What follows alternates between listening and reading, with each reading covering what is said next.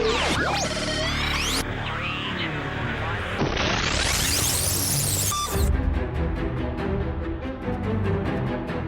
listening to The Starting Zone, a podcast about World of Warcraft and the people who play it. And now, here are your hosts.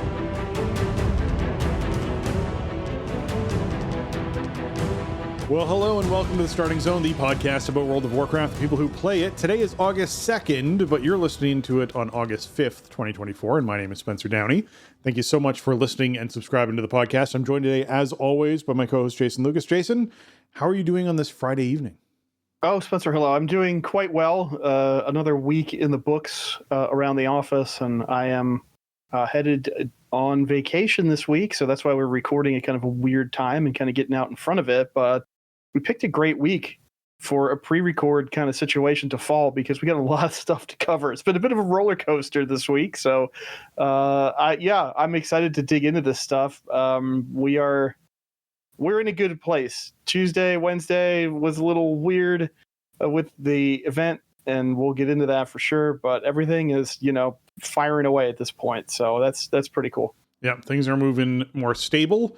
And we're actually heading into a free-to-play weekend for World of Warcraft. As long as you had a pre-existing account, anyone whose account has gone inactive this weekend only can have access to hopping into the game and essentially playing all the way through all of the current content and expansions without having to pay for a sub. It's just going to be everyone's accounts are active if they were inactive before. So if you already have a WoW account, you haven't hopped in yet, you can play for free over this weekend, and I know that's not super helpful if you're someone who's listening to the audio stuff on Monday, August 5th. This is not great.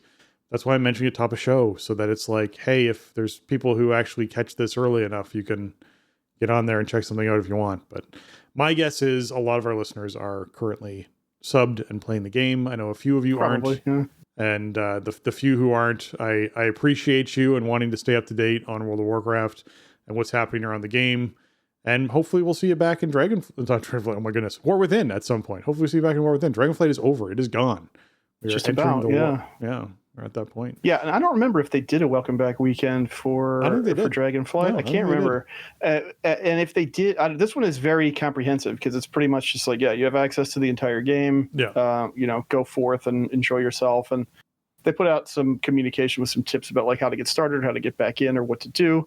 And plus, it's really good timing, especially now that the pre-expansion event is all polished up. It's a super fast way to level and get some gear and some other cool, unique rewards. So good timing. This is the kind of thing that, was it last week we were talking about how we got a free day of game time in NA because of maintenance? Yeah. Like that, that's like a little goodwill gesture that had sort of been few and far between in recent years. And I feel like this is another one. Maybe they did one for Dragonflight, but I feel like if they did stuff before, they didn't do the current expansion. They did stuff up to the current expansion was free to play. I remember those happening.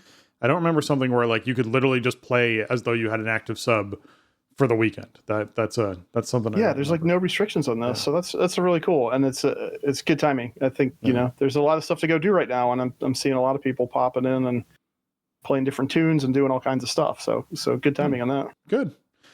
And what did you up to this past week in World of Warcraft as we sort of like before the event, before we highlight the event, what was the other stuff you got up to? Well, we did some raid. We did one night. We did Tuesday. We went into Heroic Yggdrasil and also some Mythic Yggdrasil. Just blasted through, man. It feels really good.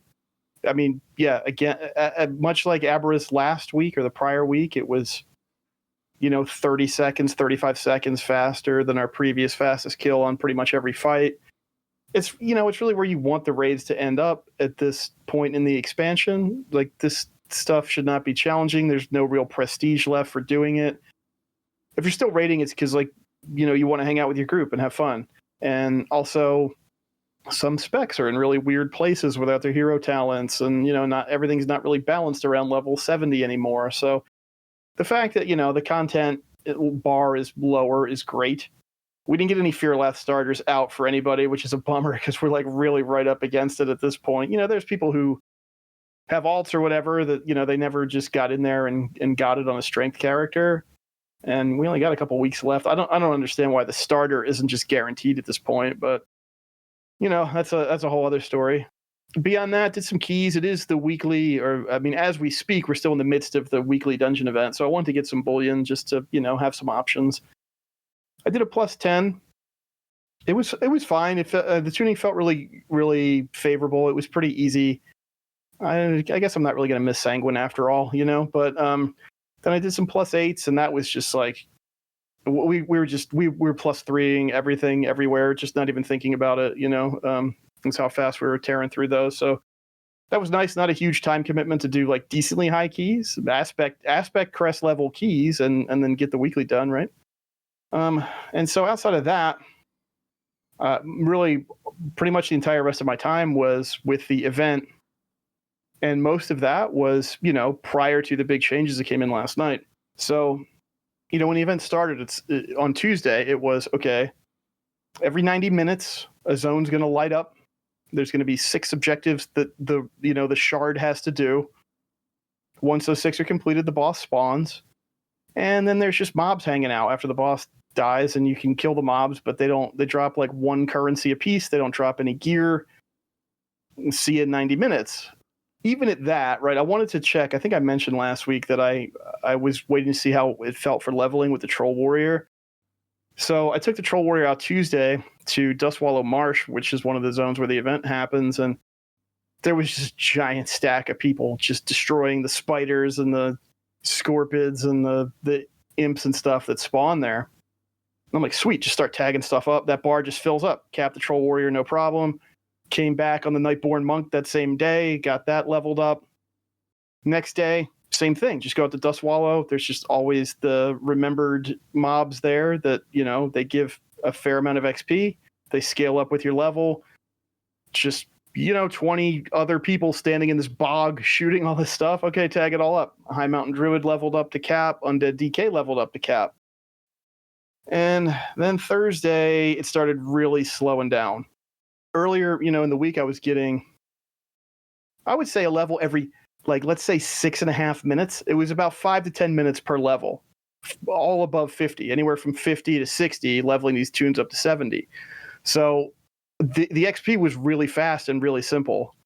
And it was boring, but considering it was only taking me, maybe an hour or so to get something leveled up, maybe a little bit longer,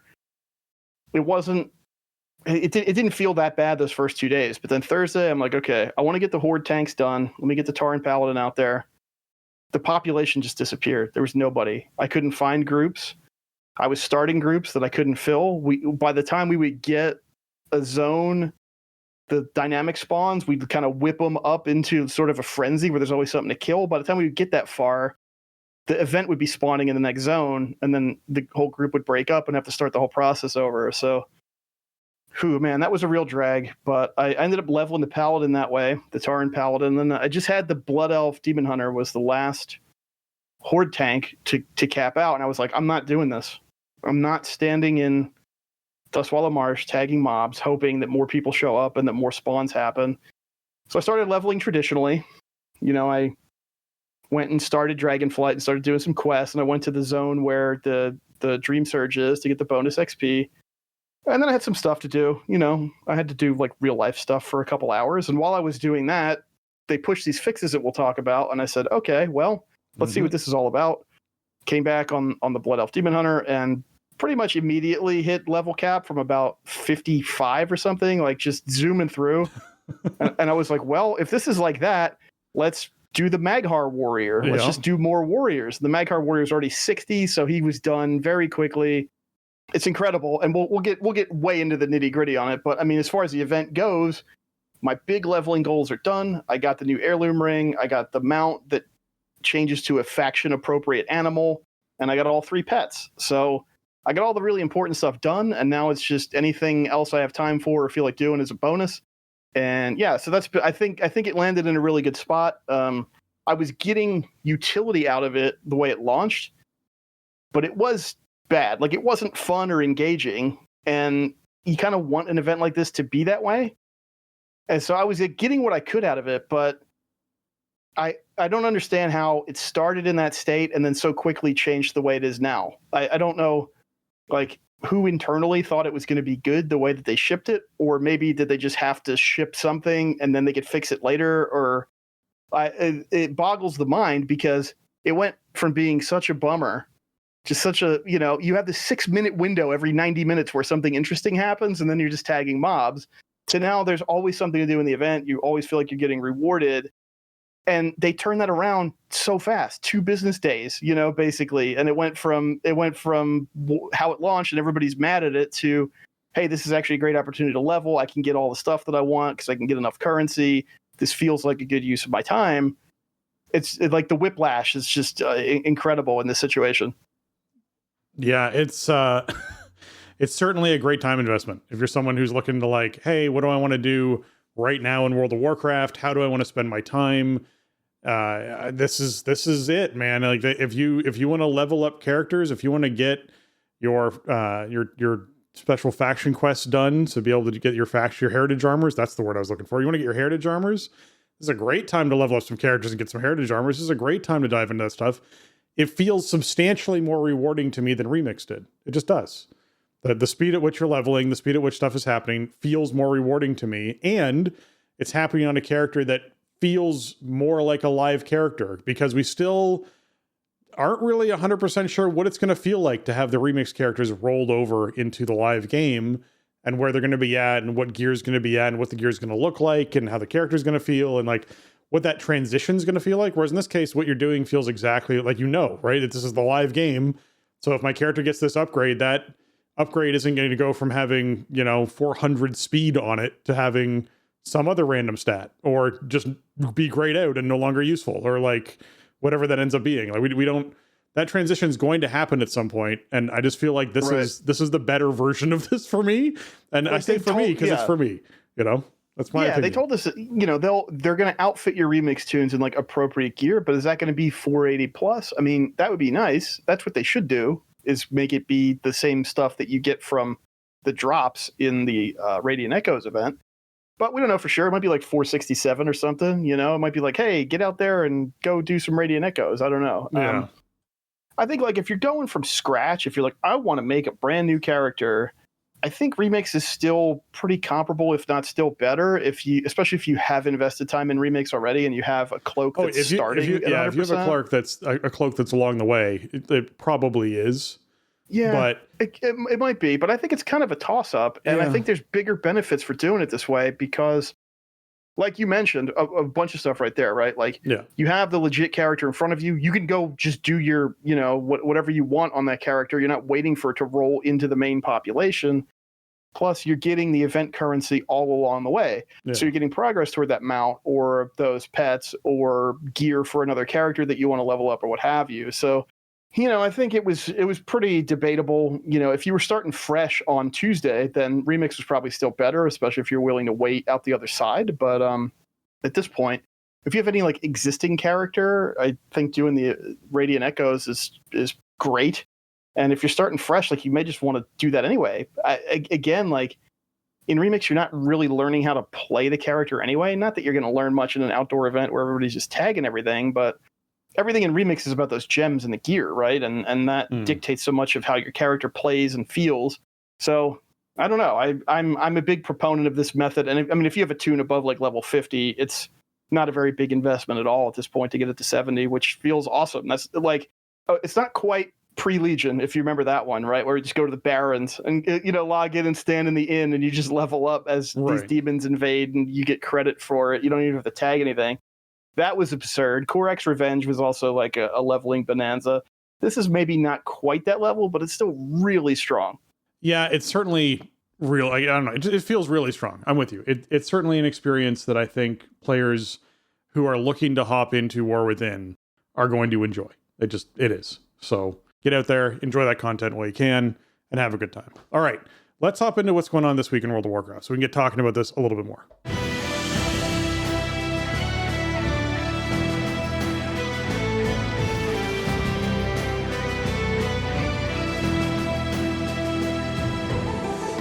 All right, this week in World of Warcraft is the Legion Time Walking event, where the sign of the Legion buff is up, which increases the reputation gains from quests and combat for it by 50%. You can also complete time-walking versions of Blackrock Hold, Court of Stars, Darkheart Thicket, Eye of Ashara, Maltharian's Lair, and Vault of the Wardens on characters level 45 and up. And it drops 467 eye level gear on that adventurer track, as well as 450 eye level gear from the vendor. And you can get yourself a cache of normal Emirdasil gear. If, I don't know, is it going to remain Emirdasil, or is it all 3 raids now because they're all awakened? It could be anything awakened. Yeah, I think it's anything awakened. It's normal. It's like, but it is like, it's weird because it'll say awakened on it. Yeah. But it is also that normal track. It's not like the Bullion track awakened. Like awakened is its own track. Yeah. But it's also like an item level designation. This is normal raid equivalent, but yeah. The box can give you anything, I think, from any of the 3 raids. Yeah, I think so. Which actually makes it way worse because you then have 3 times as much of a chance of getting a cloak, right? Like, that's pretty much what that means. Yep. It dilutes the pool a lot. But, yeah, I mean, it's out there. This is, in another time and another place, I would say, this is a great event to get a tune leveled or get some gear going to start getting ready for the new expansion. I wouldn't give a second thought to this week.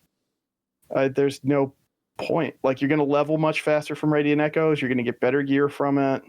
I can't in good conscience recommend this to you, even though I love these dungeons, and dungeon leveling and stuff. And I'm sure time walking leveling with the new XP changes is very fast, but is it faster than killing Hogger a few times and,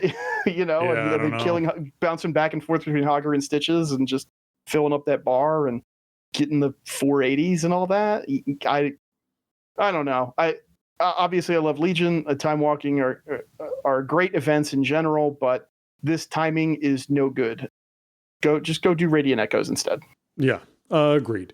All right, as far as your last hurrah goes, I mean, well, this is kind of, we're at that point where this is almost the last hurrah. Like, we got just a couple of these more, and then no more of them. So if you want to get yourself, some Bullion, you can get out there and I guess pick the one that you're available to pick and be able to hopefully maybe this time. I keep saying it, but it's still bugged. So, yeah, it just keeps assigning me Zarelek Cavern no matter which one I choose. Although I got to say, having them all lined up and really thinking about it, I think Zarelek Cavern is actually the best one to do, because you don't have a weird timing gap really that much between Researchers Under Fire and Time Rift. Time Rift is the top of every hour. Researchers Under Fire is the bottom of every hour. So whatever time you log in, you're only going to be like 15 minutes away from one or the other. So you do that. Secured shipment is kind of a drag, but it's always going on and it's always in the same place all week. So you're not chasing it around and you're not, you're in one place just grinding stuff. So I guess it's good that it just keeps assigning me Zarelek Cavern, because that is apparently the one that I would pick. Off the top of my head, when this whole thing started, I wouldn't have thought that. But having gone through the rotation a few times, if you get stuck with Zarelek, at least it gave you probably the least spiky one to do. You're not waiting for that weird rotation on Dragonbane Keep. You don't have to do a super bloom, thank goodness. So yeah, but it's like it's set up so that you could pick it, but then you just can't. So we'll see what happens with reset this week. We'll find out whether that gets resolved or not on Tuesday. The PvP brawl coming up is Arathi Blizzard, which is Arathi Basin, but in a cold atmosphere where snowstorms are happening and you cannot see Blacksmith from Lumbermill, and you can actually ride across the frozen water towards Blacksmith if that's something you want to do, opening up some new travel paths. This was cool. This was them playing around with weather effects. I wish they'd done this more in the live game and had different zones actually have seasons, which would have been amazing to do. So, it was like an experiment, and I feel like someone went, we don't really have the time and the budget to do this for the zones when we're recycling them every expansion into brand new zones, and there's new zones over here, and maybe with War Within taking place on Azeroth for the next 9 years, we'll see some weather effects come in so that, you can see what fall looks like, in Elwyn Forest, and you can watch the trees change over Darnassus, whatever it is you're wanting to do.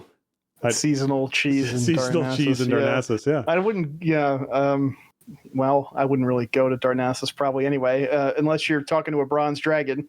But hey, look, they're going to have to do something with it at some point, all right? I'm hoping there's like sparks of life in the next 9 years in that place. We moved out of there. We got a new they got a new tree. I'm aware, but it's fine. It's just a big hunk of burnt wood in the middle of the water somewhere that no one's doing anything with.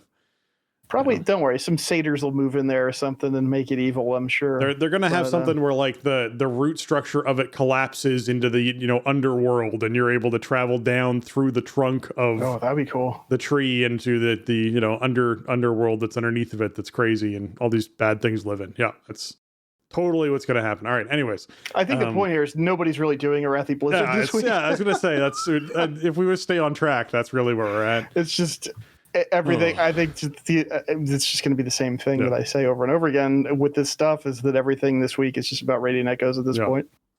World bosses, you can get out there and kill world bosses if you want. The Orostar, the Hibernator, the Elders, or Bazuol, the Dreaded Flame, the big fire proto-dragon in Azurspan.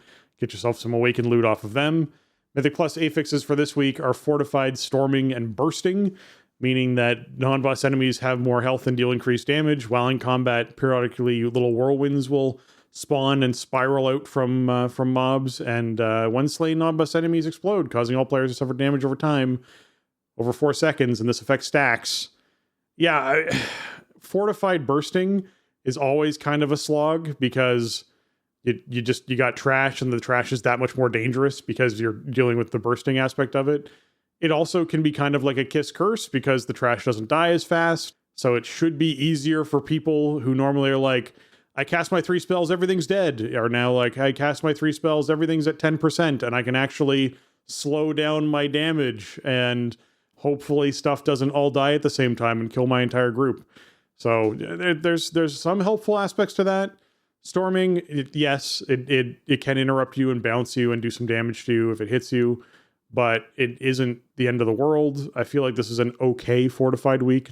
This is not crazy. At least bosses will die really fast and feel really good this week.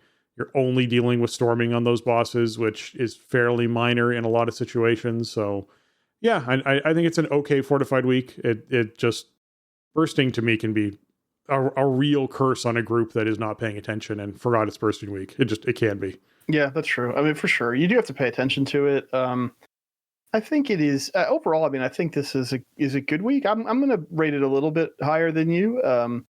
But what you say is true. Yeah. Well, I mean, for the other thing is though, that's true, but also the dungeon pool, like, we don't have Everbloom this season, right? So you don't have those huge pulls where little health stuff has on death. Like Algathar has some pulls that are high volume of mobs, but it's a bunch of lashers that don't have on death. So that makes it a bit easier, because you might be fighting 16 mobs, but only 4 of them are going to burst, Yeah. So I feel like in this particular pool, bursting is a little bit easier to deal with. And also with the state of the tuning, like, you were going to zoom through these dungeons. So if you are finding that bursting is hurting a little bit worse than you really want it to, you can easily just dial back how much you're pulling and still have plenty of time under the timer. So that's, it's just, we're very late in the process here. We have 3 more weeks of the affixes that we've come to learn over the years before everything changes. And, the tuning is favorable. It's not punishing at all right now.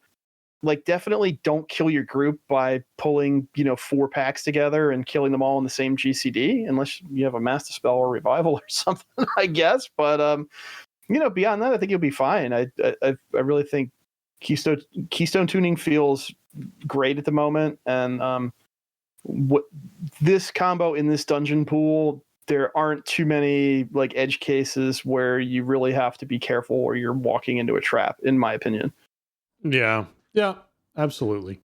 Okay, Trial of Style, live through August 8th. So it's up and running, and you can hop in and do your Trial of Style and check out your fancy transmog contest, where 6 players compete in a scenario.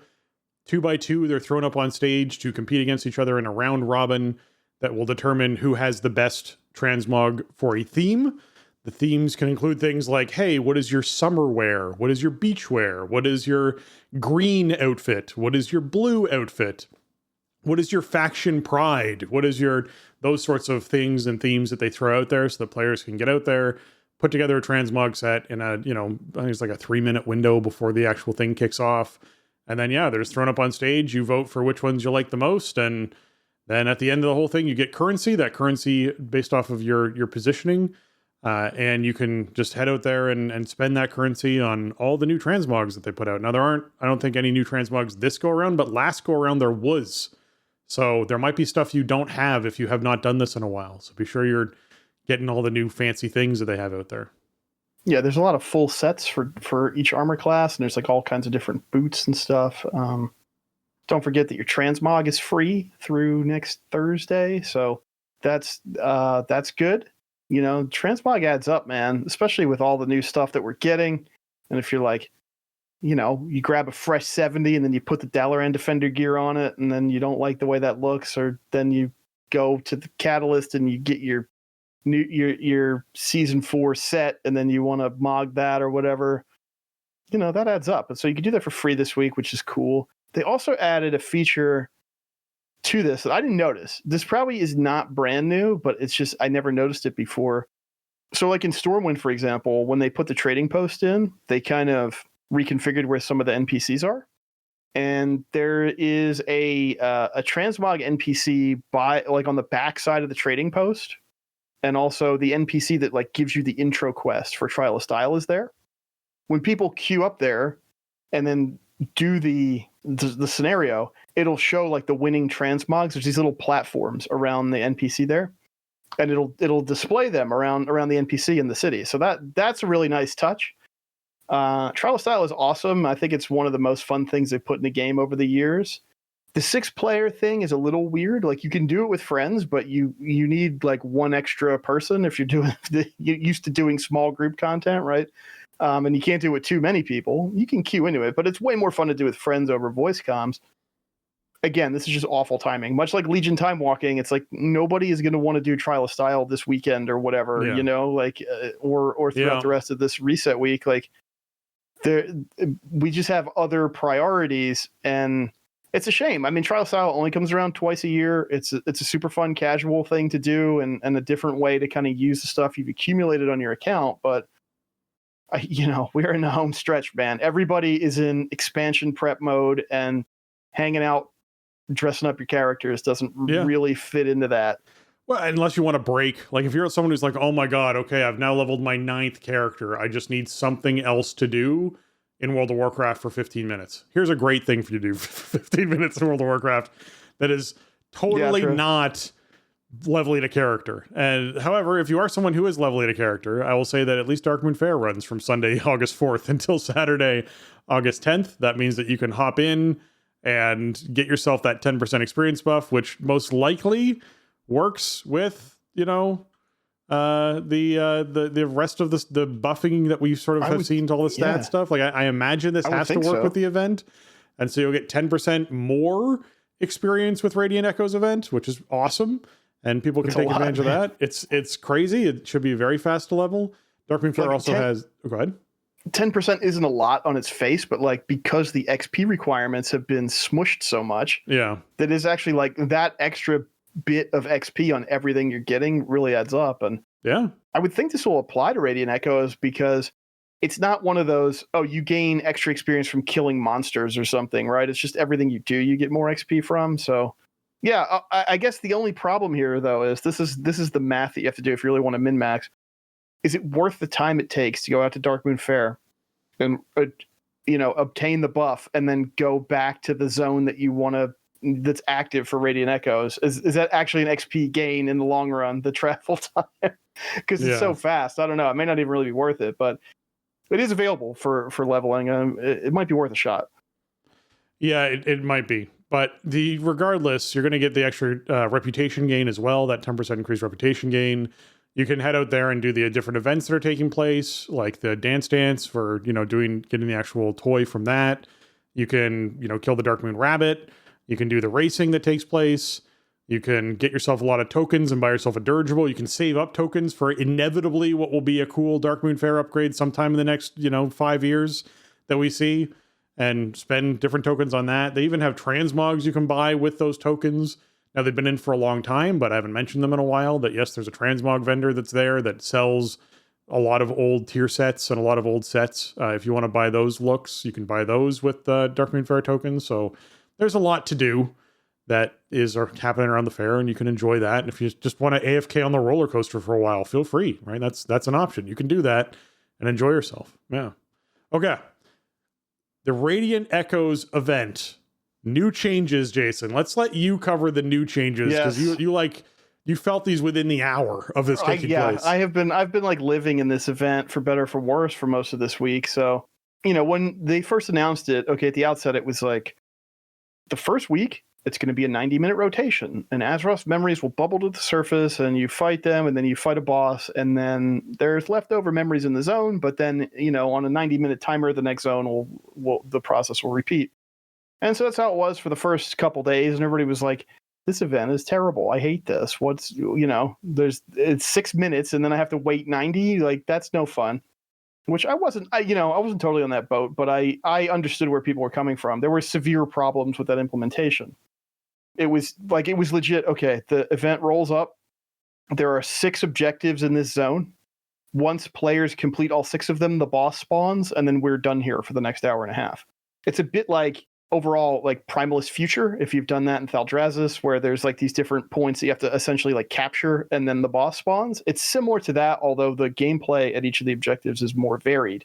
And that timing, that hour and a half you talked about, is what is becoming shorter as this event goes on, so that the next thing will happen sooner and sooner and sooner as we get closer and closer to launch. Right. And now that part, I'm wondering, I think they will probably just not do that now, because the way that they've reconfigured the event, all the timer really means is like which zone is active. Yeah. And so rotating the zones more frequently, I think, is probably just actually too disruptive with the way that this works now.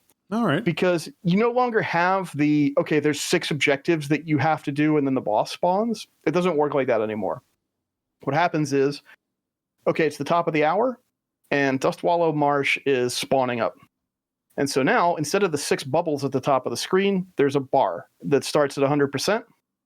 There are the Radiant Echoes, quote unquote, which are the objectives that I'm talking about. They'll be scattered throughout the zone. As players complete them, it depletes a percentage of the bar, 6%, 11%, something like that. It'll deplete the bar as the objectives get completed, but then more objectives will continue to spawn. Once the bar is fully depleted, then the boss spawns. Once the boss is defeated, the bar returns, the objectives respawn. Players can then do more objectives to deplete the bar again and spawn the boss again. The boss can spawn like 3 or 4 times in an hour instead of once every hour and a half now. So it's a lot more opportunities to do stuff. And also, that means that you are getting bonus XP and bonus currency for each of those Radiant Echo objectives that you complete, like pretty much every time. I've had some issues with server lag where I'm not getting my rewards properly, but honestly, it comes so fast and furious that if you kind of miss one or one kind of bugs out, it's not like the end of the world, because there's something else to just go jump in and do. Along with this, they made some changes to the overall reward structure. Like, they buffed the rewards that you get from each of the Radiant Echoes objectives significantly. I think they doubled it. They were granting 100. Now they grant 200. The boss grants 1,400. I forget. I think it was dropping like 1K before, or maybe not even. But they upped the yield from the boss. And again, like, all of this stuff is repeatable now throughout the hour, and then you go to the next zone and you do that some more. Whereas before it was like, well, you're lucky if you can get if you get 3 of the 6 objectives in the zone, that's really good before the boss spawns, and that's where all your bonuses were coming from. Plus your chances at the essences that you need to create the heirloom ring, your chances at gear, whether it's the warbound gear or gear that your character is going to use, what have you. All that stuff comes from completing those objectives. So you had a really tight window to try to get a couple of them done, and then it was nothing. And now there's always one of these up to go do somewhere, which is awesome. The quest structure also changed up. The quests were weekly, but character specific, which was great if you're like me and have many, many alts and you just keep cycling through them. So you're always just doing another character's quests for the day or for the week, really. But I mean, there's only so many of these you could do a day, right? Now they've changed it so they are daily, but they're account wide. But they also grant twice as many echoes as they granted when they were weekly. So that's like 9,000 echoes a day just from doing those 3 quests, which just all they involve is killing each of the bosses. So Onyxia and Lich King and Rag, which is not a huge ask. And it's 9K just from that. Plus you'll get a ton more along the way. That right there is enough to buy like 3 pieces of the vendor gear if you're trying to kit out one of your tunes. And they made it so that all of that gear is compatible with the Catalyst. So you can get 4-piece, you can get the Mog for the set, all that stuff, which is awesome. So really good changes. It's turned the event into a thing you can actually just participate in, like consistently. You're not just trying to catch this one tiny little window and hoping you can squeeze out some rewards and then, well, I guess I'll go back to like leveling this character by tagging spiders in Dustwallow Marsh. I think the event overall makes a lot more sense now. The cadence feels really good. If anything, one of the weird consequences of this change is that the boss kind of slows stuff down, because when the boss is out, there's no other echoes to do. And early in the week, like Tuesday, I think, or maybe it was Wednesday, they significantly buffed the boss's health, because on the 90-minute timer, the bosses were dying so fast, and then it's like, well, there's nothing to do now. I think they could probably roll that boss health hotfix back, because sometimes we're fighting the boss for like several minutes when what we really want to be doing is actually clearing out the Radiant Echoes for the currency, the XP, the chances at other rewards, right? Right. The boss ends up being super inefficient. Like, you want to kill the boss once a day for sure, but beyond that, it doesn't. It's a little bit of in a weird spot now. I think they need to. That's maybe the last change I think they could really do to improve this event would be roll back that boss health hotfix. But this is really strange because they discussed these changes publicly yesterday, like afternoon, I guess morning Pacific time. They spun up the changes on PTR for a couple hours on the 11.0 PTR, and then they pushed it by like, I don't know, 7 p.m. or something, 6 p.m. Eastern. Like, it was just a whirlwind to get this changed. And like I was saying at the top of the show, the structure of the event is so much better now, and it's all the same pieces, right? There is no new element to the Radiant Echoes event. It's not like they came up with a new activity to do or something. They just took all those puzzle pieces and rearranged the picture that it's making, basically, and it feels so much better to play. I'm just looking forward to getting more characters in there and level up more, and then figure out which gear I want to buy to, hook up characters with their bonuses and everything. And I can't fathom how the way they launched it that they were happy with, or that they thought was going to fly. And also the rewards felt really insufficient. Like, the currency seemed like a very difficult mountain to climb, especially if you weren't playing a lot of characters, to be doing a weekly quest every single time you kill the boss. And then also the initial round of gear rewards weren't compatible with Catalyst. So the way this came out, I mean, they just missed on every level. I feel like, with the timing, with the way the rewards worked, with the currency yield, and just with the amount of interactivity, the amount you could engage with the event, the way it launched, all of these things were wrong. And they changed those pieces around. They rearranged the whole kind of rhythm of the event.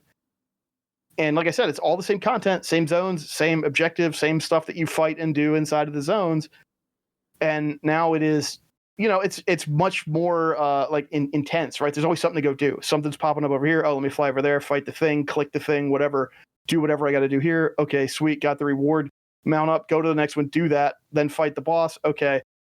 Oh, we're going to a different zone. All right, let me hit the vendor first because I'm going to buy the thing that I've been saving up for, or whatever. It's awesome. I'm really happy with the way that it landed, and I'm really taken aback by how it launched and how fast it turned around. Like, when they were talking about PTR yesterday, I'm like, well, these changes sound cool, but I guess we'll see this like next week. And by that point, we'll already have had like an entire week of this 3-week event that was bad. So that's kind of a bummer. And then it was like within a few hours, it was live. Yeah. You have to picture, right? Like, I'm trying to picture Pacific time, right? So it's like 8 a.m. Pacific time. They roll this thing onto PTR. They then have people at the office play it for a while on PTR until about 2 o'clock in the afternoon and go, this is so much better. Like, just roll this out. Like, just get this live. Let's go. This is so much better. and then it rolls out, right? Like that feels like that's what must have happened on that day, because to have something go up on PTR and within 8 hours suddenly go live, it had to have been that long. Yeah. It had to have been a very positive experience. Like it had to have been a one of those situations where it can't have just been player testing that we're like, yeah, let's have 50,000 people hop on the PTR and immediately send feedback about how great this was, with like constant surveying constantly happening on the screen, popping up, being like, do you like this? Do you like this? Do you like this? Do you like that can't be happening, right? So it had to have been internal, that people were like, yes, just this is so much better. Please just put this live. Right. Well, the other part about doing the PTR was like, okay, if you're trying to min-max your currency or your XP or whatever, taking the time out of the live realm and onto PTR is just going to exacerbate the problem with the initial rollout, right? Like the only way to benefit from it was spending as much time as you possibly could in there.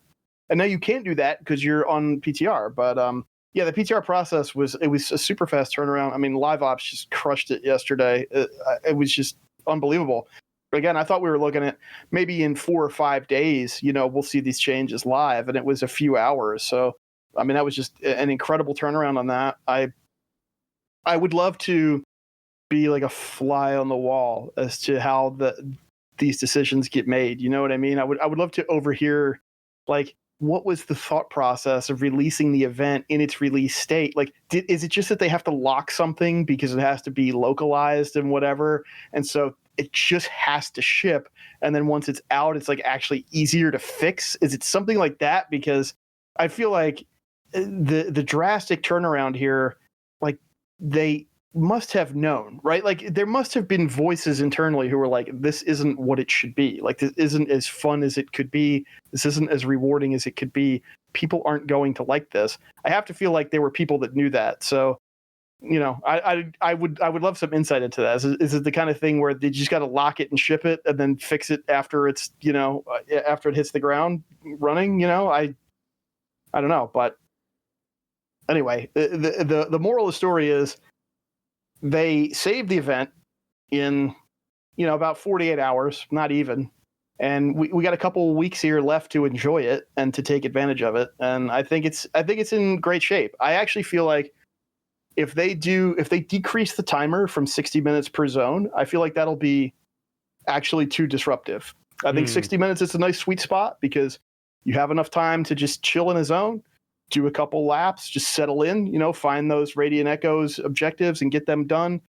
You'll have 2 or 3 or 4 chances at a boss if you need it for the quest or whatever. Right.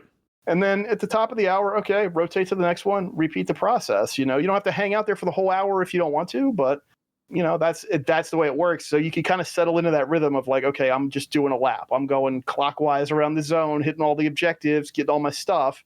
And then, okay, it's top of the hour. All right, let's go back and go to the next zone. I think that rhythm actually works pretty nice. So a 30-minute timer might be a little bit not enough time, to really kind of settle in there and get some stuff done in that zone.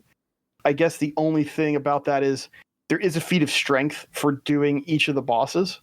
So if you're coming in really late and you don't really have time to like monitor, the rotation, it might be hard to get that feat of strength. So like maybe that's where some kind of final surge, like half-hour rotation might be good, because then you could sit there for 90 minutes and get your feat of strength. But I think that's a relatively minor consideration. Yeah, I think that was the initial objective was, hey, we want to be sure that people who want to kill all the bosses quickly can just kill all the bosses quickly. I think that was the initial consideration for it. Ideally, people would do this over 3 days, so there's no pressure at all, and they can do whatever they want, and they just do a different event each day if that's what they want to do. That's an option. So I'm hoping that the direction they move, I mean, obviously the direction they moved is a great direction. I'm hoping that they really look at what that shortening time effect would have happen based off what you're describing to me. Sounds like we could run into some issues. So we'll see what ends up happening with it. But yeah, the Radiant Echoes event is the thing to do. That is what is content in the game that is enjoyable content that feels rewarding right now. And so hop in there and check it out. All right. Notable hotfixes for the week. Restoration Druid. They fixed an issue causing Harmony, which is our mastery ability, to increase healing as if 1 additional stack was always present. That's wonderful. Why would you fix that? Like, yeah, we could probably go without fixing that one. So how Harmony works is for each hot that's ticking on each heal over time that's ticking on a player, on a target, that increases your healing by 1 times that mastery. So the more layers of, different, you can have rejuve, life bloom, wild growth, like the more individual heal or regrowth, the more individual heals you can have on a target, the more that amps up your healing. So if it's always acting as though there's 1 stack on the target, it's always acting as though you have a fairly large healing boost all of the time. So Resto Druid probably felt really good for a week, and then it's back to where it's supposed to be in its box. But yes, that is a fix that went through for Resto Druids who were like, man, I'm feeling really good, and then this week are like, man, I somehow don't feel as good anymore. What happened? I don't know. It's like my healing just went down dramatically. That's what caused that. Just be aware. As far as dungeons and raids go, Tindral Sage Swift, they resolved an issue that caused fire beams to move in unintended directions.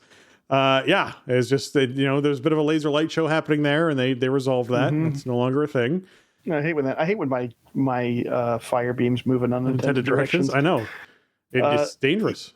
Tindral's been a bit of a buggy one. I mean, the arena is so huge, right? It's like this outdoor space, and you fly around to the different platforms and everything. And so, yeah, it's been a buggy fight at various different points in time, and just going out the way it came in. I guess I didn't experience this, but we only did Aberrus last week, so I wouldn't have seen the fight. This is the Tuesday night was the first time I saw Tindral since patch, and nothing particularly weird happened. I think somebody ended up in a spot where they couldn't get the feather buff so they could mount and fly to the next platform, and that was unfortunate. But yeah, I didn't see the fire beams chasing somebody sideways or something.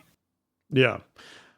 Another highlight to go over here is that summoning a mount now cancels Zen Flight properly. Yeah, it wasn't canceling Zen Flight. I don't know what this looked like. I imagine this looked like monks floating above a mount while they were riding a mount. Yeah, like is your cloud like sticking on your mount's head? I didn't see it either. I didn't see it either. I don't remember the last time I pushed Zen Flight. It's been a minute. It's been a minute, but that apparently was happening, so that got resolved. And priests will now automatically restart Shadow Form after using Ride Along if the Shadow Form was enabled when they became a passenger. So the issue there was, you're when you're hopping on a mount and you're a Shadow Form priest, the mount becomes a Shadow Form mount. But if you're doing Ride Along where you're hopping on someone else's mount, they didn't want that to happen, so they were canceling your Shadow Form. So Quality of Life says put the Shadow Form back on automatically when you get off the mount. That's the thing. There it is. Quality of life for priests. You can all rejoice with what happened there. We talked a bit about the updates that happened to Radiant Echoes event, so we've covered that already. But the WoW Remix Mists of Pandaria, they adjusted the power levels of all Remix content to account for the unintended increased difficulty that came in with patch 11.0.0. So, with patch 11.0.0 live, this means Mists of Pandaria Remix is even easier. So, if you were someone who was stomping through it last week, you're stomping through it even more this week. Okay, Jason, get back into the fight with the Welcome Back weekend with something we covered at the top of the show. And so we're going to skip that part of the notes, but we'll jump right into getting into the spirit of competition with the August trading post. So this is tying in with the Olympics, as you would guess, with the spirit of competition. That's what they're referencing. We do have Wargle the Apprehensive, which is a Murloc, a yellow Murloc, carrying a shield with a target on it, with some arrows sticking out of it, holding a white flag. That's a little pet that you can get yourself during August for the trading post. We also have the Korkron Warsaber and the Sentinel Warwolf available for folks to pick up if that's something they're interested in. The wings of the Amanith Monarch are back. You can want your wings of either your Tourmaline wings, your Amethyst wings. You can get those wings again. They are back, as well as the Sapphire-faced mobile timepiece.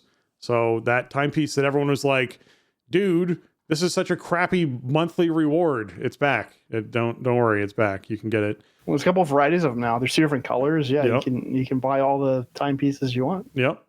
The Arsenal of the Seaborn Blades are now available if you're someone who never got the Quel'Thalas sword or the swords out of, what was it, Ice Crown Citadel? What was the one that those came out of, that sword? It was from that patch, yeah, right. Yeah, it was like, I forget. But yeah, you had to get the starter from one of the dungeons that came in with Ice Crown and all that, yeah. And then you could get the other ones. And the monthly reward this week is the Coward's Violet Target, which is basically a Darkmoon Fair eyeball on a spiked shield that you can wear on your back, is what it sort of looks like. It is a backpack. That's what the piece is. You attach it that way with transmog as opposed to a cloak. You'd attach this thing, and it's a little like target that people have shot at on your back. It would be really cool if this actually blocked attacks. I think that would be very strong to not be able to be attacked from behind. But it is what it is. That would be a must then for tanks. I would love if there. I don't care. Yeah, I would love if there was an on use. If there was an on use for this, where it can't be activated, it can only be activated in the outdoor world or whatever, where you activate it and it absorbed the next attack that hit you from behind. That would be hilarious to me if that was a thing. That would be cool. Yeah. Yeah. Not a thing. Oh, you're not going to believe this, but people are a little upset about the bonus reward this month. Really? They think it's just too lame? Yeah. Not surprised. Yeah. It's not incredible, but it's just, you just get it for playing the game. I don't know. I can't get that worked up about it. It's still better than the wristwatch. That was the lamest, bonus reward. Let's be real. This is okay. It could fit a certain kind of look that you might be going for, but am I ever going to use it? No, not really. But am I going to complain about it? Also, no. There's a very heavy red versus blue theme this month. There's sort of a red version of everything and a blue version of everything. Mm-hmm. Which, like you said, is like an Olympics kind of nod, which is cool.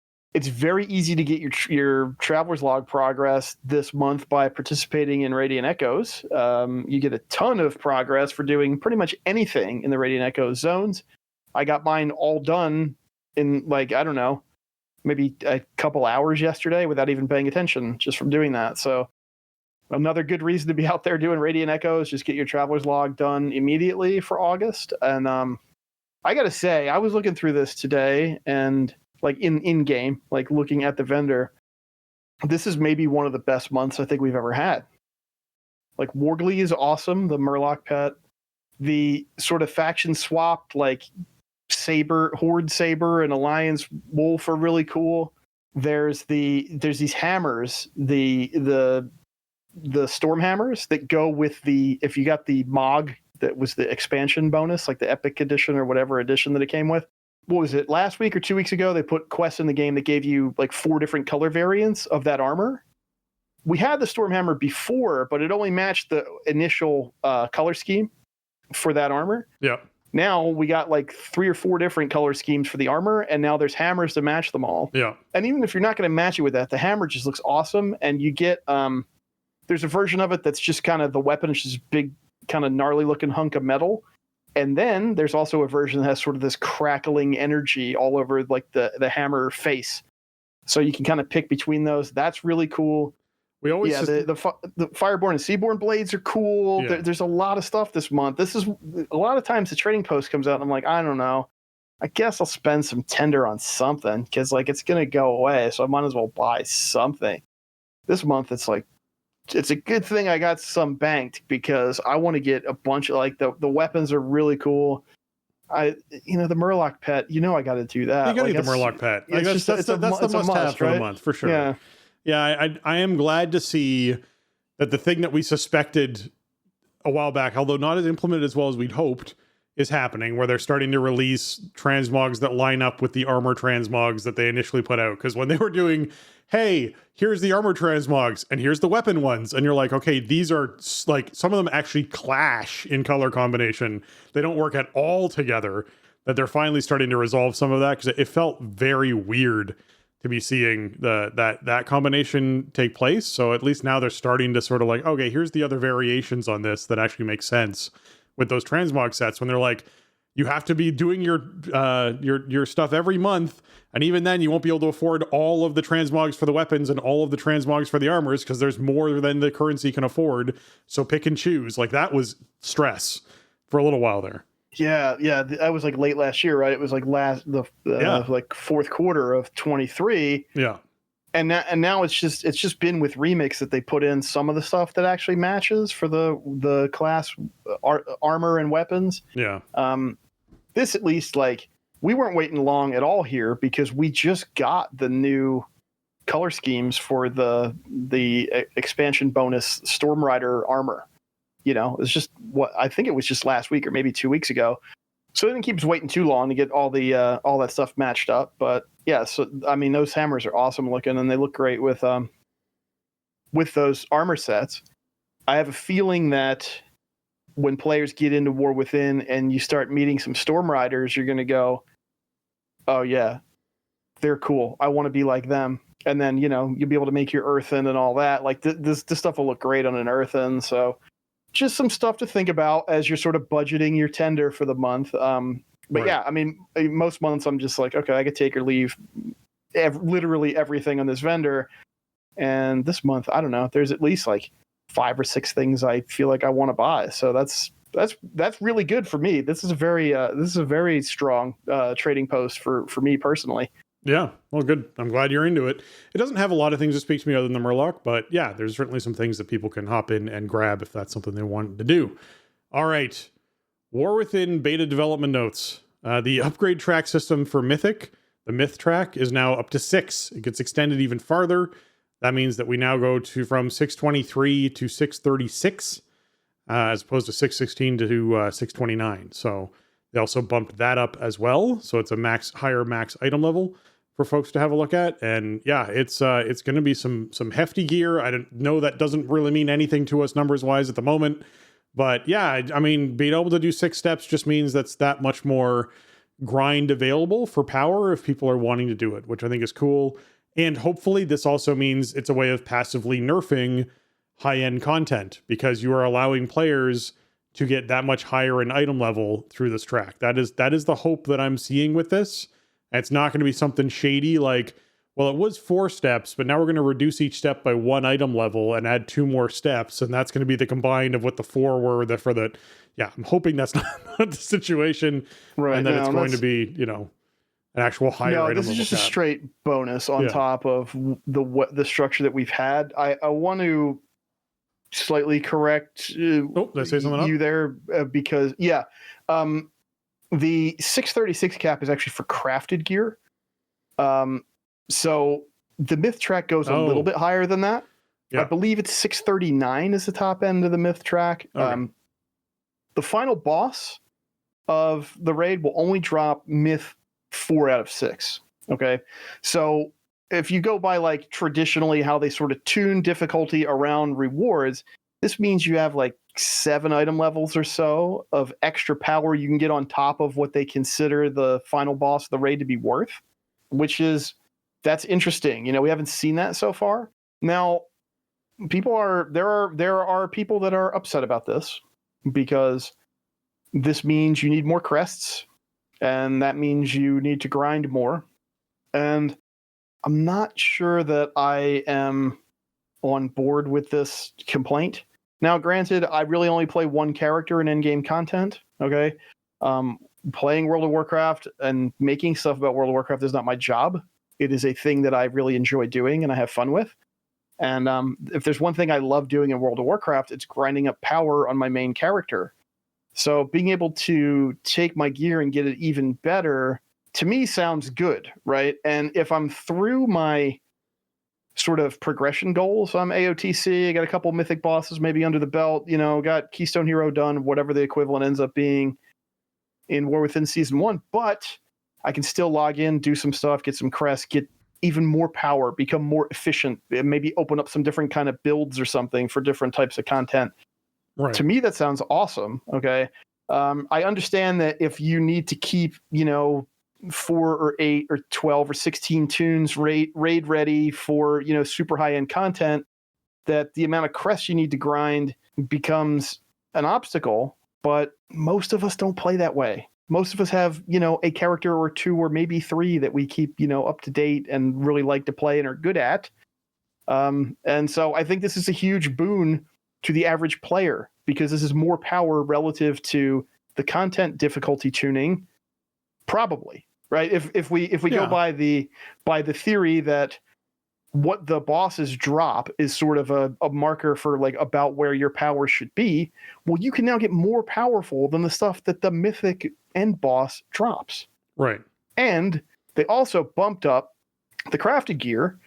They didn't leave the crafted gear in the dust, which I like. It's more like it's been in the last couple seasons. In Season 2 Dragonflight, your crafted gear could get all the way up the myth track. It would be just as good as anything you could get from a mythic raid boss or from your great vault. Which was exciting. That was awesome. I loved that as somebody who maxed out blacksmithing very early in the expansion and was just hooking myself and my plate-wearing guildies up. I don't really understand why WoW is always gun shy with the power of crafted items. They just don't like it. And crafting is usually like a very important part of the genre traditionally, right? It's like, this is what you do actually, is you like gather materials to craft power. That is how it works. It's your character's profession. Like it's that concept of, hey, it's a role play situation. And part of my character's base identity is that they're a blacksmith. So they should be able to make a really nice weapon or a really nice piece of armor that is their like masterpiece that they hone and work on over the years. And, you know, in their RP world is passed on generation to generation, eventually becoming a legendary, you know, item, right? That kind of concept, right? Like that would be where the RP universe aspect of this would go. So it makes sense in that world that these crafters should be able to craft really impressive items that are equivalent to these other impressive items that, guess what, came from some other crafter somewhere. Like the loot being generated by bosses, like the loot being generated by bosses isn't like, oh my God, magically a mace was like formed out of its corpse. It's like, no, that's not how this works. You're swinging the boss's rib cage at your enemies or something. You know, someone has taken those materials and made a weapon before, and that weapon is impressive. And that, you know, crafter could have been some ancient crafter who did this thing ages ago. And, you know, now it's being wielded by this boss and you've defeated them and then that item's passed on. Like, so yes, I think professions are important and it should be emphasized, and it makes sense in the genre that these items are powerful items equivalent to or close to equivalent to what's dropping out of the top tier content in the game. It is also a great way for them to essentially passively nerf that content if it's not balanced around everyone having a crafted piece, which I don't think it ever should be, because I don't think that's a safe assumption to make, that everyone is going to have a top tier crafted myth track piece. I don't think that's safe to do as a dev, so they shouldn't do that.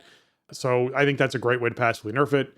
Another great way to passively nerf it is a new quest that they're putting into the game called the Finer Things. This is going to start 1 month after Season 1 begins. And I have to say, I can't help but feel like I influenced this in some way. Because there were a lot of conversations about not wasting players' time and about, hey, after the first month or month and a half of raid content being out, they should start easing the raid content up so that players have an easier time getting through the content before and having time to farm while it's still a really good time and fun, as opposed to going prog into prog into prog. And so guess what this quest, the Finer Things, is that starts a month in. Players may collect Narubar finery within the Narubar Palace to smuggle out to their allies in exchange for additional power within the raid. These rewards are warband wide. The developer note on this is, this quest and its power rewards are intended to help players overcome difficult raid challenges over time, even as power from gear acquisition slows naturally. Players can expect a small amount of additional damage and healing done up to every 2 weeks if they collect the available Narubar finery, 8 per week, with a rising cap up to a maximum of 18% after completing the quest 8 times. Players who enter the raid late will fall behind will find they are able to rapidly catch up within several weeks, with even faster initial catch up, ensuring they are not too far behind their fellow raiders. Holy crap. This is a situation where every raider has something they can go and do every week that gives them tangible power increases to their healing and damage done within raids every 2 weeks. Every 2 weeks, you can get in there and do this, task, which is going to get a little bit more difficult every time you do it. Not difficult, a little bit longer every time you do it. But at the end of it, you're going to be doing almost 20% more damage and healing after you've done this for 8 weeks, which means when you're 3 months into the raid, on top of the gear increases you've been getting, you're doing 18% more damage and healing at that stage of the raid. So farming will be easier for teams that are farming stuff by that point. Teams that were struggling will progressively find it easier and easier. Whatever this catch-up mechanic is means that if someone's like, all right, our tank left, Eddie, I know you've been melee DPS up to this point. We need you to switch over and become tank. Eddie, thank you so much for doing this. So Eddie goes out and has his other tank character that's a druid, brings in his guardian druid, and then does this catch-up mechanic and is able to get caught up with the rest of the group, or at least maybe they're 14% when everyone's 18%, fairly quickly so that they can actually progress and help their team progress in that content. I am pumped about this change. This is a great quality of life change. We haven't seen something like this since Icecrown Citadel. It was like the last time we saw something like this. Well, there was something similar in Uldir, right? Uldir did have that sort of, Icecrown had, was it a zone-wide buff that you got? That increased your damage. And it just kind of increased over time. Yeah. Uldir had, you got this sort of progressive, I think it was tied to an Azerite armor trait, though. Like, you had to have a particular trait equipped, and then as you killed bosses in Uldir, it would power up week to week, and so you'd have the scaling power. It was not nearly as strong as it needed to be. There were classes that simmed out. There were classes that simmed out better not wearing that piece sometimes. Like, there was really weird stuff with that. It was not a good implementation. It was, it was a sort of a victim. It was fraught by the Azerite armor system in general, which had its ups and downs, but especially early on, it was really tricky. And that was also when we only had, one outer ring of traits and all that. Not to get too in the weeds with a system from, 6 years ago or whatever, but that was the last time we really saw anything raid wide like this. And the example that you give of like, somebody needs to switch tunes, they wouldn't even need to do catch up because the buff is warband. So unless their tune that they're going to sub in is on a different like BattleNet account, then they're already caught up. Like, so it's going to make, there's a lot of really smart things about this design. I mean, which you kind of just pointed out with, how it's like not the way that they did it with the Azerite trait. It's just flat extra power, every other week. That's one thing. The other thing is that, yes, it's kicking in after a month, right? So after the first month, the most prestigious raiders will have achieved their prestige with a level playing field, right? You are also going to have the spikiest power gains for all players participating in the raid on any difficulty in that first month. Because you're going from quest gear and low-level dungeon gear into raid gear and into keystone gear and whatever. So all of those power gains are super front-loaded. I mean, that's the way WoW always is, right? New stuff comes out, and you just shoot up that power curve early on, and then it levels off, and you kind of spend the rest of the season optimizing, right? So now, once that window is over of like the roller coaster going up the hill with the, the power gains, where it's like, okay, every week you could kind of see it. Even like Raider.io has a thing that tracks your item level against your weekly Mythic Plus progress at the end of the season, which is cool. But like, you see it. It's like, okay, early on, I'm going up the hill, and then it just flattens out, right? But now you can keep going up for the entire group. I mean, like, as your entire group participates in this and everybody is getting this buff, this is a huge amount of extra power. Yeah. Plus, it's very flexible. You can bring in alts, like when people start getting bored with the content, or can I bring my alt or whatever? Okay, well, your alt's low gear, but you also have 16% extra damage or whatever. Like, okay, you can bring your alt or whatever. So I think the timing is really nice because it's also going to take, say 2 months to get to the very top of the power curve from the Nerebar Finery. Okay. Yeah. So that's 3 months into the raid. Yeah. Yeah. Right. So, and then that's about the halfway point, right? You figure a raid is going to live about 6 months. So the first month is like, we are flying up that power curve. We're getting upgrades left, right, and center. And the people that are pushing the hardest for rankings or whatever they're doing, they're probably done inside about that month. Okay. And then beyond that, now the progressive power buff starts coming in, and we get a little bit more at a time as we continue to play the raid, and then it caps out, and then we're about halfway through the season at that point, and then we have time to farm efficiently or work on bosses that maybe just wouldn't have been realistic without that throughput buff. So this is really cool. I think they're doing some smart stuff here. They've been, ever since that Icecrown Citadel zone-wide buff, they've been, I don't know what to say, cagey. They've been really careful with stuff like this because I don't think they ultimately liked that implementation. And now there are still some people who worked on the game back then that are still around. And, I don't think that because that implementation maybe could have been better or more flexible or something, that that means there's no reason to ever do something like this again. So I think this is definitely worth a shot. And the other thing is, being in the first tier of the expansion is better because tuning is going to be all over the place, right? We don't really get it dialed in until that middle patch, I feel like. So it's going to smooth stuff out a lot. And honestly, like, it's going to encourage people to keep playing and to keep coming back, and which helps groups and people who run groups immensely. And also, from a raid leader perspective, like I said, like, okay, somebody wants to bring an alt and we're, 3 months in and whatever. Okay. It's going to be less punishing to do that because they're going to have this baseline power spike to begin with. So I'm looking forward to it. I think it's a really cool idea. It's definitely worth doing. And the time is right, at the outset of an expansion first raid tier. Yeah. And to me, the biggest case here is the fact that first month is the month where you're going to have the Race to World first happen. You're going to have the really hardcore teams that push to finish in that first 2 weeks, get everything all wrapped up. Content is consistent. You're not worried about a passive nerf coming in. The teams that want to compete for that top 100 position, they are probably 2/3 of the way through it by that tail end. And a 4% increase, if that's what you get in your first week, or even a 3% increase, is nothing. It's like, it is a nice help for a team, but it's not going to be like, oh my goodness, this completely nerfs all the content in such a massively dramatic way. Yes, you're able to meet some pushes better, but that could also just be combination of getting better gear, having vault rewards come in again, whatever it is, when you're 5 weeks into an expansion, into a raid tier. The biggest thing is everyone gets that bonus. So it's an equal playing field when it comes to a race like this. So the teams that I would compete with would do, like when I was Mythic raiding, would do 6 to 8 weeks, would sort of be like the window that you'd be completing this content in.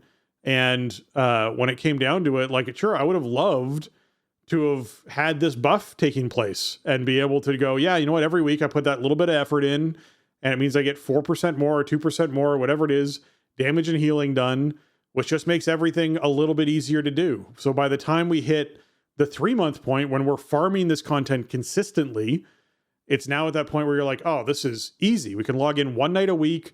We're easily clearing the raid. We're doing 20% more damage than we normally do. Everyone's kind of got the loot pieces except for the few little things they're looking for. Like you said, people are gearing their alts, and we're having a lot more alts come in. We're doing sale runs for, guess what?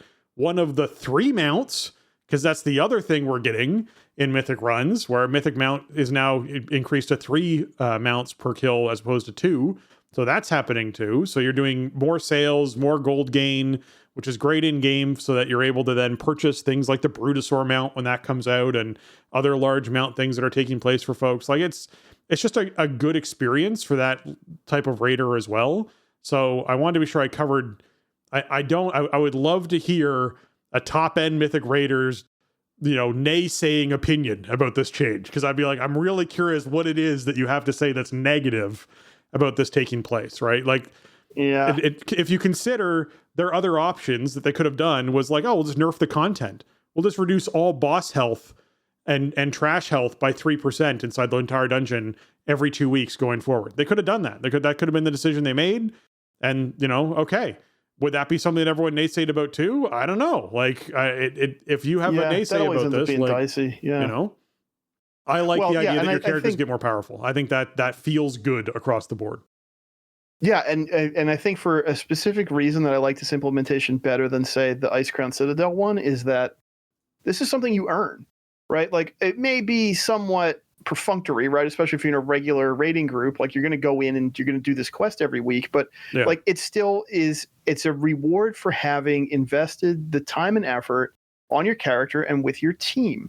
It's not like, oh, it's Tuesday, oh, move the thing 5%, right? Which was the way Ice Crown Citadel worked. I mean, we're talking about this kind of off the cuff, and people may not remember raiding Ice Crown Citadel. Like, eventually they implemented a zone-wide buff that just gave players, I forget exactly what it was. Was it just like all your stats were increased by 5% a week or something like that?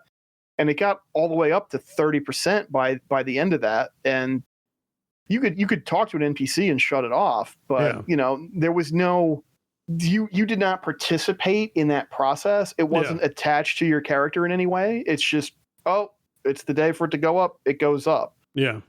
This implementation is like, this is part of my character's journey. I am getting better at fighting these things. I have invested time into this process, and now I benefit from it because I acquire. I mean, that is the essence of power RPG, acquisition in World of Warcraft, right? So, I think it sounds really cool. I think it's like I said, it's worth trying. We haven't seen it in a long time. The last one we saw was 2018, and this one seems a lot better than that. So I think that combined with the extra power you can get out of the myth track system, with crafting being adjusted so you get closer to that, theoretical complete cap.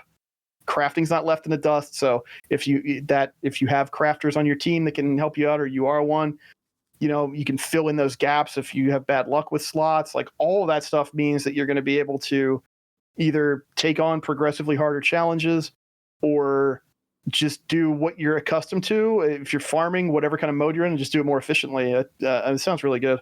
But wait, there's more. That's right. The last 2 bosses of every difficulty will drop crests that are of the next difficulty level, in addition to the ones that normally drop. So the example they use is that Queen Ansarek and the Silken Court will now drop additional upgrade crests from the next higher difficulty, in addition to their existing crests.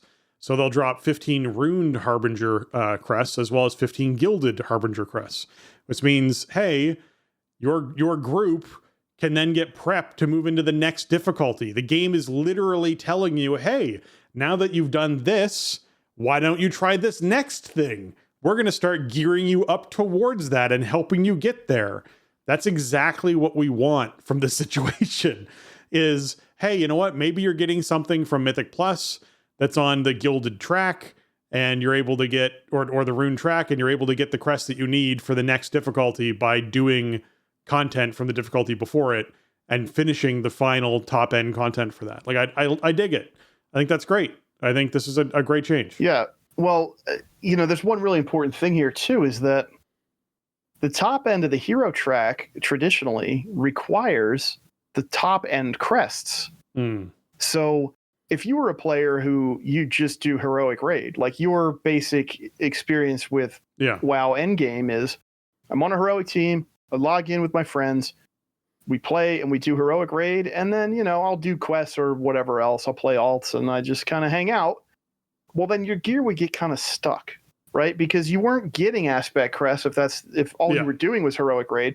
So you were getting gear out of the raid that you actually couldn't max out without doing some other content, whether higher difficulty raids or very high difficulty Mythic Plus. Like, if you're not an invested Mythic Plus player, those aspect crests, as we call them right now, those, top end crests, they don't come easy unless you're invested in that system. And so, a few people that on my team, like, they really don't do anything with endgame except heroic raid and the occasional like mythic boss that we have under our belt. That's not a lot of, high end crest to max out your gear, even heroic track gear. So this is a really smart change. It helps players who are in that boat, get the most out of the rewards they're already earning. And then for other players, like, yes, like you said, it's a good stepping stone into higher difficulty. Maybe it's also a good way to just like get some extra progress towards your weekly cap. Like, I'll probably be in the mode pretty early on in season 1, unless tuning is really busted, where we're doing heroic raid clears, dabbling in mythic, and I'm doing, 9s, 10s, trying to get Keystone Hero, trying to get teleports, trying to cap my aspect crests. Well, they're not called aspect crests. I'm not going to be able to get my head around what the stuff is called until it's live, and then I'll forget what the Dragonflight stuff was called. But bear with me. Hopefully my meaning is clear. Is like, I'll get the top end. I'll get some extra top end crests from each of these last 2 bosses, which that's like, a couple.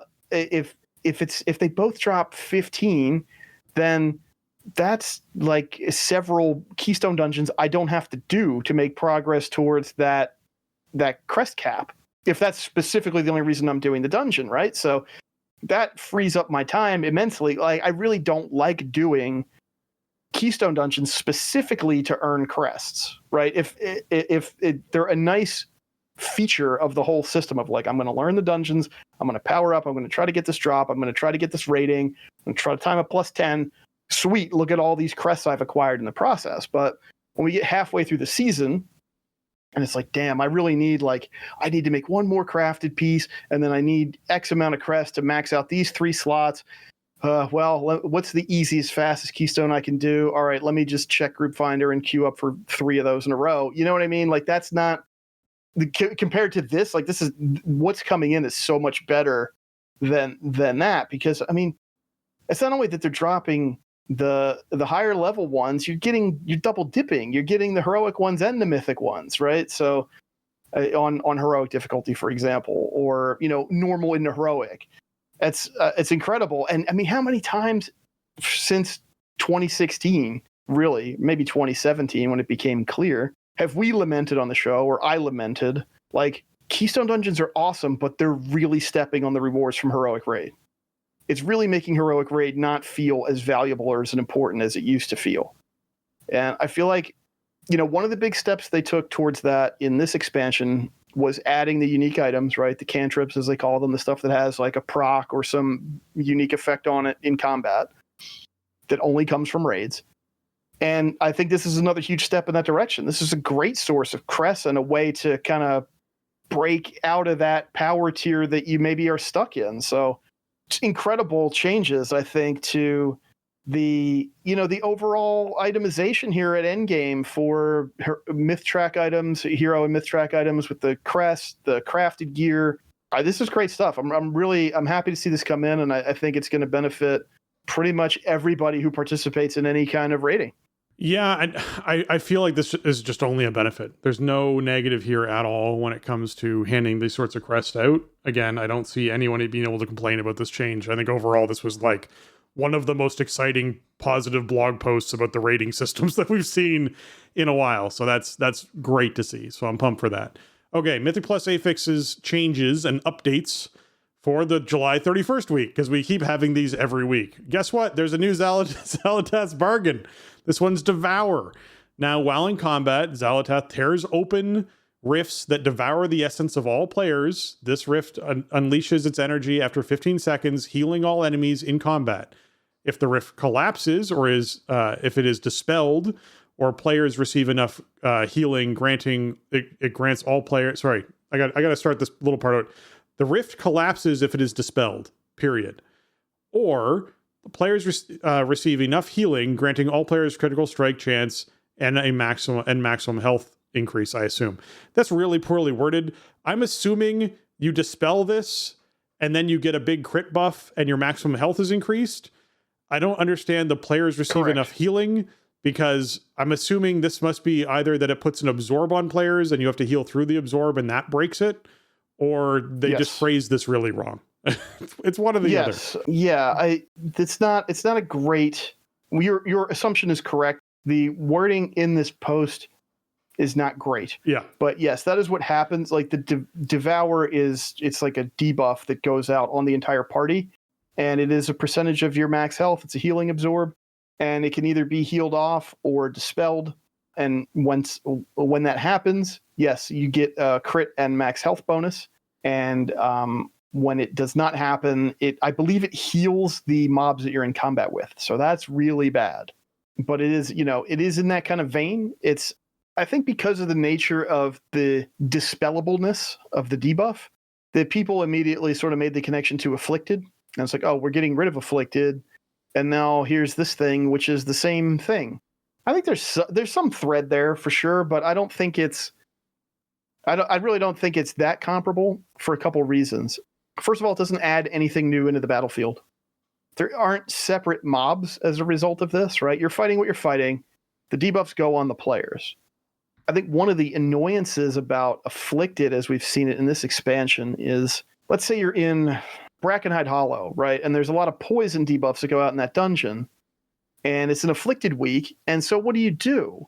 Do you dispel the Afflicted mob that's going to debuff your whole party if it goes off, or you dispel the player that's dying to the poison? That's not a good feeling choice to make. In this case, you have a lot of options to dispel off of the players. And so if a player already has something bad on them, your dispel might just be, a double whammy. You might be clearing a couple things off of one target.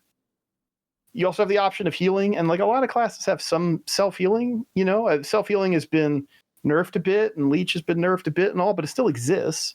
And so this is an opportunity for players to use those abilities. When Devour goes out, like, okay, let me hit my impending victory, and then that's like 30% of my max health right there. So that's a huge chunk of the shield. And then talenting into second wind now. So if I get my defensives up and I don't take any damage for a second, then that's like a 6% max health tick. And, it's like a 15-second window, at least as proposed here. We'll see what it gets tuned to, if it stays at 15 or it goes longer or whatever.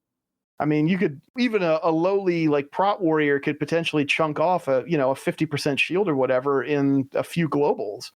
So I think there's a lot of opportunities for counterplay and different ways to approach it. Players could dispel themselves. You could have some kind of mass dispel thing. Self-healing could be very strong against it. I don't know. It seems decently flexible to me. The crit bonus is also nice. It's like Afflicted doesn't give you a crit bonus if you do it right. It's just you didn't get the huge debuff from letting Afflicted go off, right? You don't get 30% crit or whatever the bonus ends up being.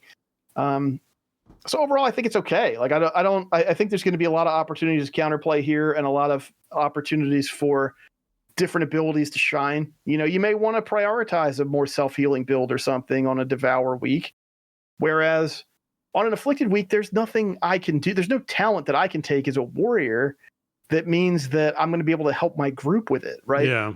But with Devour, like, I have options. I can get more self-healing from somewhere. I could get more Leech. I could hold off on hitting I wonder if like a last stand would count as a heal. Like if you hit last stand, would that instantly pop your bubble kind of idea? Like that would be interesting, right? To or know, like those sorts of things. Yeah, or interactions with Ignore Pain, right? Yeah. And stuff like Victory that. Rush, and that kind of thing, yeah. Yeah, and like talents that convert Rage Throughput into some self-healing. Like I guess that's what I'm getting at, is there's just a lot of options here. So yeah, I think it's decent. To me, like okay, there is a through line here. I'm not going to be ignorant. There is a through line from Afflicted to this, but I feel like we were talking last week about the new affix that they were testing being like, what if Volcanic was better, right? Like, what if Volcanic rewarded you for doing it right? This seems like that to me. It's kind of based on a familiar idea, but is a better implementation. It's less noisy. I mean, when you have two Afflicted mobs somewhere in the battlefield and you got to find them and dispel them or whatever, like that's just been such a disruptive and bad feeling experience compared to this. The only thing that this overlaps that I'm a little concerned about is, what if there's a dungeon where there's a very important debuff to dispel, and your dispel's on cooldown all the time because you're constantly trying to deal with Devour? That is just a really crappy feeling as a healer, because then you end up in a situation where Devour comes up and you're blowing through a ton of mana to try and get through this Absorb, because that debuff is coming and you have to have a dispel ready for it, and you don't want to go on a 6+ second cooldown to try and get people out of this Devour faster. And the fact that it's after 15 seconds that this happens, that's a limited time frame. I'm also curious about how you're supposed to be able to dispel everyone who gets this, unless it's only on a few people in that 15-second window. So right. I mean, at least in what I've seen from testing, like, it does go out on the entire party. I don't think dispelling everyone is going to be realistic. So ideally, you are healing through this. So they really need to, in my opinion, they just really need to hit the mark on how much healing that is. If that's like, hey, a WoW growth and maybe a spot heal here and there, sure. Like, I can kind of get that idea from like a Resto Druid perspective, but this is a struggle for some classes to fit the globals to be able to pull this off. And if the objective is, hey, well, other people will be helping with it, like a tank covering their own healing, whatever it is. Blood DK loves this thing because they just they'll heal through it passively on their own no matter what. But if that objectively is the idea, then I feel like there's an onus here on the healer that stands out, that if DPS don't know any better, can cause a huge issue for the group, because even one person not getting this dispelled off of them in time or healed through in time creates the negative effect for everybody, which is a big problem. So I mean, DPS really have to be tuned into it, right? And if you do have a way to dispel yourself, if you are a class that has an on-demand, dispel or whatever in DPS spec, then you should know to be using it against this, right? Because and again, like, we have that right now with Afflicted, right? Like, Ret Pally, you help out with Afflicted dispels. but then they have to potentially reposition, move somewhere uncomfortable, find the thing in the field, target it, versus having just like a self-cast dispel macro. Okay, it comes up, pop it, and just keep doing what you're doing. Yeah, I think it's okay. I think it's going to be okay. What you're saying is absolutely true, but there's always that sort of learning curve and level of responsibility in high-end content, regardless. I feel like, and again, and also like you said, it depends on tune. I mean, we've said that a lot, but it depends on tuning for all this stuff. They're changing so much about the way endgame's going to work in this content, and if the tuning's off and it doesn't get better quickly enough, then that is going to be a huge problem. Nobody wants to play the game if it feels bad for an extended period of time. So they do have to make sure that's dialed in. I think the overall design here is okay, right? I feel like, thinking about my main and my play style, I feel like I can actually contribute to the group succeeding against this affix in a way that a lot of times these things they put in, I am sort of a detriment. I'm like actively making it harder for us to do it because another class could just help and I can't. Yeah.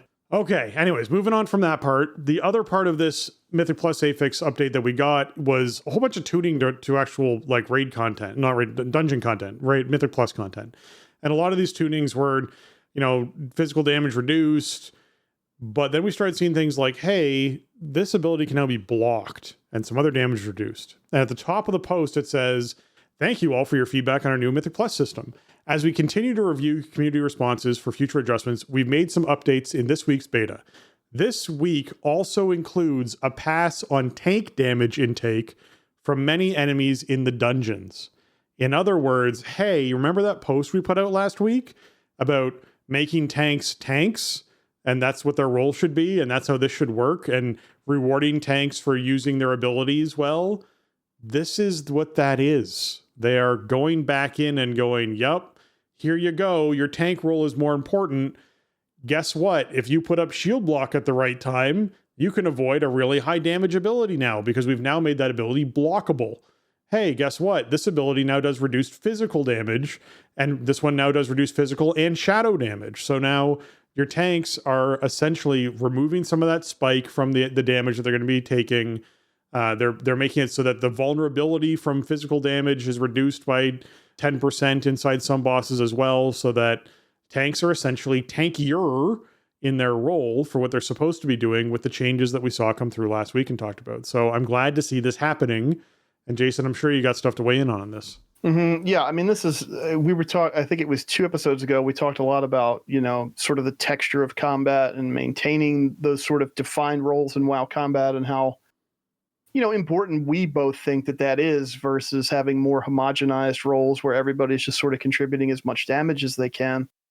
And again, to the tuning piece that I was just talking about, and this has been the overall theme this summer, is us sort of, holding our breath slightly about what the tuning's going to feel like. But you look at these changes, and I have not tested these dungeons. I didn't test them pre or post these changes. But when you look at what they're doing, where, okay, here's a debuff that puts a physical damage vulnerability on your tank. Well, it was stacking up, 20% per stack, and we're going to stack it up 10% per stack. Or it was stacking up, 100%. It would make you take double damage, and now it's going to make you take 50% increased damage.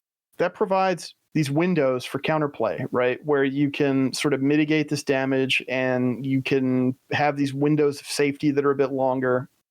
Making abilities blockable is huge for Warrior, right? Like that's Warrior's bread and butter, is blocking physical attacks. The damage reduction, especially as you gear up and as you sort of get your stats where they need to be, get your throughput in place, and you know what to expect, like you start mastering the content, like your damage reduction from block is just absurd. It's such a powerful tool.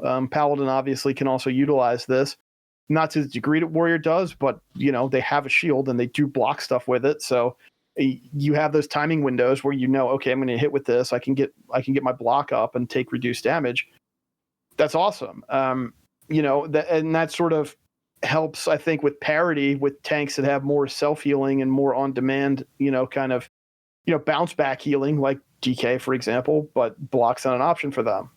But, when you have these windows of like, okay, the tank is going to be threatened, but it's not that sort of rubber band situation, right? It's like you better have your biggest button, or your healer better have their biggest button, or you're dead on the spot. It's more of this sort of ebb and flow of like, okay, you're taking this damage, and now you take a debuff, and now you're taking slightly more damage. Now you need, some kind of minor solution to this, and now, okay, it's going to keep ramping up. So like, what's the optimal time to use your big button? And then hopefully it ramps down, and you kind of create that sort of continuity to the fight, right? Where you have these moments that you need to dial it in and have stuff lined up for, and then, you can feel like you made good decisions.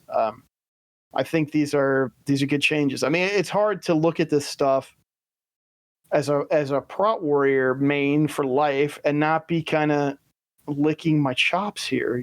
This is what we do. We block stuff. That's why we have the shield. That's our whole deal, is blocking stuff. And I'm reading these notes. It's like, okay, this thing on this boss can now be blocked. This thing on this boss can now be blocked.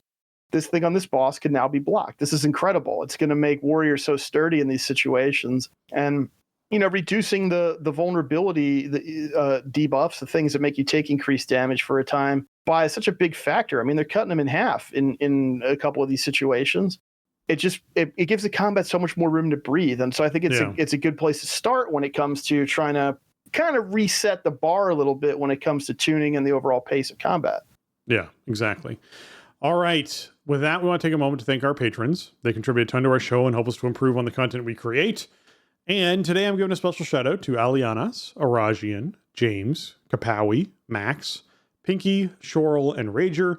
Thank you so much for all that you give, as well as our newest patron, Charles W. Thank you so much for hopping in and supporting the show over on patreon.com/thestartingzone, where folks can find our Patreon if they're wanting to hop in and support the show, keep our archives online, keep the show going, keep the records happening every week. Even when Jason's on vacation, it still happens. We find a time and make it happen. But yes, all of our patrons, thank you so much for all that you give or have given in the past and present patrons. We appreciate you. Thank you again for supporting the show. Absolutely. Thank you, patrons, so much. And welcome in, Charles. Thank you for your support. We appreciate it. And it really does help keep us going, keep the show on track, keep everything online, keep the feed up and all that stuff. So you guys can get new episodes and dive into, we have so many, dive into those 600 plus episodes in the archive and all that.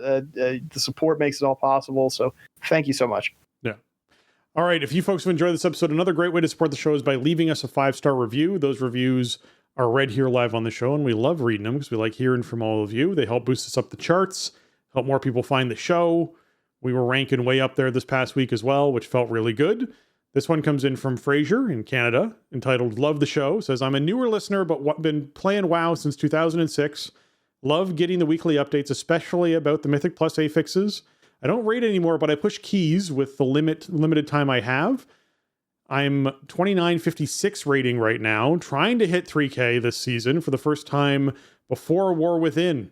Keep up the awesome work. Looking forward to hearing your thoughts moving into the World Soul Saga.